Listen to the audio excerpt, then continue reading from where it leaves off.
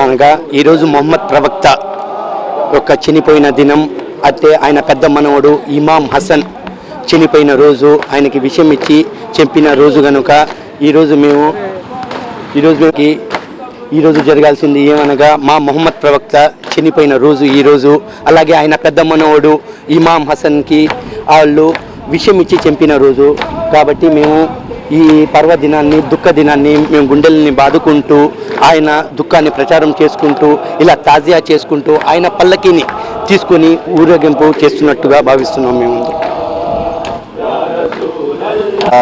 గారి పరలోకానికి వెళ్ళిన రోజు మొహమ్మద్ ప్రవక్త గారు రబీఉల్ అవ్వల్ 17వ తేదీన ఈ లోకానికి వచ్చినారు. అదేవిధంగా సఫర్ 28వ తేదీన అంటే ఈరోజు అనుకోండి, ఈరోజు సఫర్ 28వ తేదీన ఆయన పరలోకానికి వెళ్ళినారు. కాబట్టి ఆయన గుర్తు చేసుకుంటూ మన ఈ రోజున ఈ తాజా తీసుకుంటూ మన గుండెలను బాదుకుంటూ ఆయన స్మరించుకుంటూ ఆయన గురించి చెప్పుకుంటూ అంటే అంత గొప్ప మనిషి, లోకానికి ప్రేమ నేర్పించిన వారు, అనాథాలుగా ఆశ్రయం నిలబడిన వాళ్ళు, అసలు మనిషి మానవత్వం ఏంటో నేర్పించిన వ్యక్తి ఈరోజు మన మధ్య వెళ్ళిపోయారు. కాబట్టి ఆయన గుర్తు చేసుకుంటూ ఈ రోజు కూడా మనం ప్రతి సంవత్సరం ఇదే విధంగా ఈ తాజాని తీసుకుంటూ దాన్ని ఆయన స్మరించుకుంటూ వెళ్తుంటాను. ప్రతి సంవత్సరం ఇదే విధంగా ఈ ప్రోగ్రాం జరుగుతూ ఉంటుంది.